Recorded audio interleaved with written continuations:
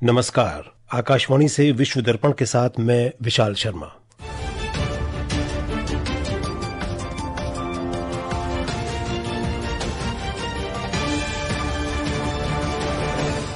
मुख्य समाचार। अमेरिका के राष्ट्रपति डोनाल्ड ट्रंप ने नाटो देशों से रूस से तेल खरीद बंद करने और उस पर प्रतिबंध लगाने को कहा। यूक्रेन युद्ध समाप्त होने तक चीन पर 50 से 100% शुल्क लगाने का भी प्रस्ताव किया। बाल्टिक सागर में रूस के सबसे बड़े तेल टर्मिनल पर यूक्रेन ने किया अब तक का सबसे बड़ा ड्रोन हमला। म्यांमार के पश्चिमी रखाइन प्रांत में 2 निजी बोर्डिंग स्कूलों पर सैन्य हवाई हमले में 19 विद्यार्थी मारे गए। और भारत के लक्ष्य सेन हांगकांग बैडमिंटन टूर्नामेंट के पुरुष सिंगल्स फाइनल में पहुंचे। और अब समाचार विस्तार से। अमेरिका के राष्ट्रपति डोनाल्ड ट्रंप ने आज नाटो देशों से रूस से तेल खरीद बंद करने और उस पर प्रतिबंध लगाने को कहा।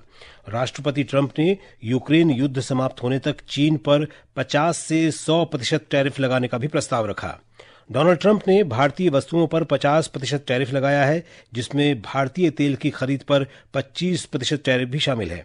हालांकि अमेरिका ने चीन के खिलाफ ऐसी कोई कार्रवाई नहीं की है। ट्रंप ने नाटो सदस्यों से सामूहिक रूप से काम करने का आग्रह किया। ट्रंप ने कहा कि रूस पर चीन के प्रभाव को कम करने के लिए नाटो को उस पर भारी टैरिफ लगाना चाहिए। अमेरिका ने संयुक्त राष्ट्र सुरक्षा परिषद को बताया है कि वो पूरे नाटो क्षेत्र की रक्षा करेगा। अमेरिका का ये बयान पोलैंड में रूस के संदिग्ध ड्रोन घुसपैठ के बाद आया है। अमेरिका के राजदूत डोरोथी शी ने परिषद से कहा कि अमेरिका इन खतरनाक हवाई क्षेत्र उल्लंघनों के मद्देनजर नाटो सहयोगियों के साथ खड़ा है। अमेरिका की ये टिप्पणी नाटो सहयोगियों को आश्वस्त करने का प्रयास है। इससे पहले अमेरिकी राष्ट्रपति डोनाल्ड ट्रंप ने कहा था कि पोलैंड में रूस की ड्रोन घुसपैठ एक गलती हो सकती है। अमेरिका के राष्ट्रपति डोनाल्ड ट्रंप ने कहा है कि रूस से तेल खरीद के लिए भारत पर भारी शुल्क लगाने से दोनों देशों के संबंध तनावपूर्ण हो गए हैं, लेकिन उन्होंने दोनों देशों के बीच जारी व्यापार वार्ताओं पर सकारात्मक रुख अपनाया। एक निजी टीवी चैनल को दिए साक्षात्कार में राष्ट्रपति ट्रंप ने कहा कि भारत पर 50% शुल्क लगाना अमेरिका के लिए कठिन फैसला था। श्री ट्रंप ने रूस के राष्ट्रपति व्लादिमीर पुतिन पर युद्ध समाप्त करने के लिए दबाव बनाने के व्यापक प्रयास के तहत अपने कदमों का बचाव करते हुए कहा कि वे रूस पर शुल्क सहित आर्थिक उपायों से कड़ी कार्रवाई करेंगे। इस बीच भारत में अमेरिका के राजदूत पद के लिए राष्ट्रपति ट्रंप द्वारा नामित सर्जियो गोर ने बृहस्पतिवार को सीनेट में भारत को एक महत्वपूर्ण साझेदार बताया। श्री गोर ने रक्षा और आर्थिक संबंधों को मजबूत करने का भी वादा किया। यूक्रेन ने बाल्टिक सागर स्थित रूस के सबसे बड़े तेल टर्मिनल पर ड्रोन हमला किया है। ये इस महीने हुए बड़े ड्रोन हमलों में से एक है। एक रिपोर्ट। यूक्रेन की सुरक्षा सेवाओं के अनुसार कल हुए हवाई हमले में लेनिनग्राद क्षेत्र में प्रिमोर्स्क तेल बंदरगाह को निशाना बनाया गया, जो बाल्टिक पाइपलाइन प्रणाली का अंतिम स्टेशन है। ये रूस के समुद्री निर्यात का एक महत्वपूर्ण केंद्र भी माना जाता है। रूस के रक्षा मंत्रालय ने बताया कि रूसी क्षेत्र में भेजे गए 221 ड्रोनों में से आधे से अधिक को ब्रोंक्स और स्मोलेंस्क क्षेत्रों में रोक दिया गया, जहाँ कथित तौर पर ल्यूकोइल के प्रतिष्ठानों को भी निशाना बनाया गया था। यूक्रेनी सुरक्षा सेवाओं ने कहा कि ड्रोन हमलों ने एस्टोनिया की सीमा के पास लुका टर्मिनल को बिजली देने वाली कई पंपिंग स्टेशनों को भी निशाना बनाया गया है। विश्व दर्पण के लिए शक्ति सिंह। अमेरिका में भारतीय नागरिक चंद्र नागमलैया की हत्या के 2 दिन बाद उनके हत्यारे को देश से निकालने और वापस क्यूबा भेजने की प्रक्रिया शुरू हो गई है। टेक्सास के डलास में बुधवार को 41 वर्षीय नागमलैया पर जानलेवा हमला कर उनका सर धड़ से अलग कर दिया गया था। 37 वर्षीय अवैध प्रवासी योर्डानिस कोबोस मार्टिनेज को उसी दिन गिरफ्तार कर लिया गया था। विश्व दर्पण समाचार आकाशवाणी से प्रसारित किए जा रहे हैं। ताजा समाचार जानने के लिए आप हमारे social media handle x@AIR News Hindi को फॉलो कर सकते हैं। विश्व दर्पण में एक बार फिर आपका स्वागत है।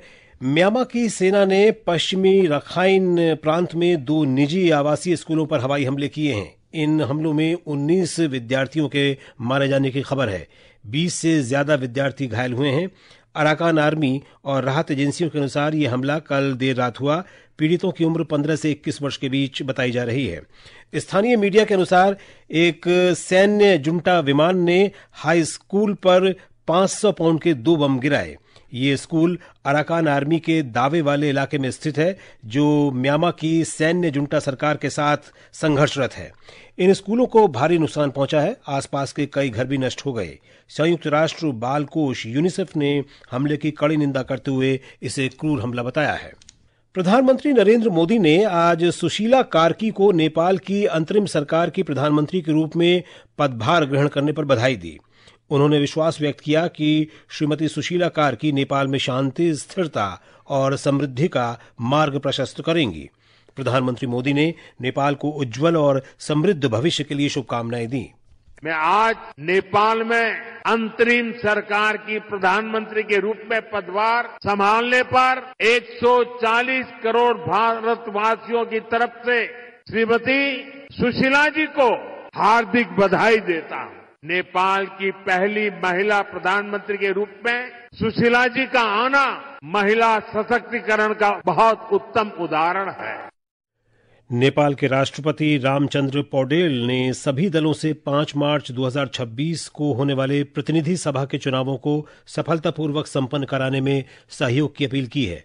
राष्ट्रपति ने सभी दलों से सावधानीपूर्वक और संयम के साथ चुनाव संपन्न कराने का आग्रह किया।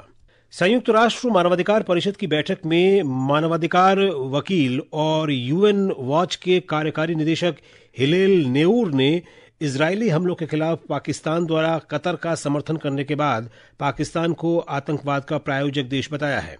इससे पहले बृहस्पतिवार को संयुक्त राष्ट्र सुरक्षा परिषद की एक अन्य बैठक में इजरायल के राजदूत डैनी डेनन ने कतर हमले का बचाव करते हुए इसकी तुलना पाकिस्तान में उसामा बिन लादेन को मारने के लिए अमेरिका के हमले से की थी।